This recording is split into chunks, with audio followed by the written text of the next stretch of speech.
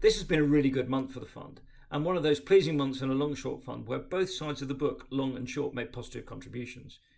This is exactly how we like to make money, and is exactly why the fund exists. Actually, against a backdrop of a pretty difficult set of conditions, with bond yields rising, oil prices going up, but inflation coming off a bit, and probably some consumer weakness out there. So a pretty complex set of circumstances. So it really was about stock picking alpha, so we're really encouraged.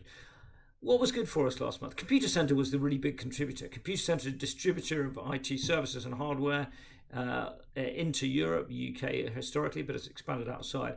Clearly more IT hardware going in on the back of AI, on the back of people having a modern office place, perhaps more flexible working. That's been a really good theme pretty much since COVID. AI has picked up a bit in terms of the demand opportunity from customers as well. So the shares had drifted over the summer, and this was a good set of numbers with upgrades, and we saw a really good bounce in a big position. So that was really helpful.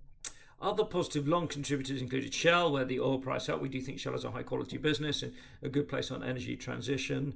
And also Trainline. Trainline is the UK based but pan-European booking app for trains, very popular and increasingly getting traction and market share across Europe, while the UK regulatory environment, which had been a bit of a scare for it last year, seems to be levelling off and stabilising. So that's been another good one for us. Our winning shorts were broad, but I guess one or two stand out. Ocado was really good, and it actually gave some back. You'll recall Ocado had been a bit of a pain for us earlier in the summer when there was a bit of a short squeeze, frankly. And this time around, a broker downgrade just highlighted this is an expensive business with a lot of delivery risk, so it was good to get some give back there.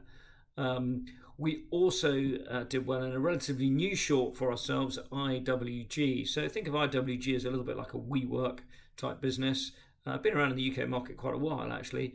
We think the balance sheet is very weak, and as you can see from WeWork, the underlying fundamentals of leasing an office and then leasing it to more people for a bit more when people are using less offices and wanting to be more flexible, it's a tricky market. I'm sure there's a place for flexible office space, but it's almost like the office has become pretty flexible already, so perhaps the likes of IWG are going to struggle like the WeWork scenario.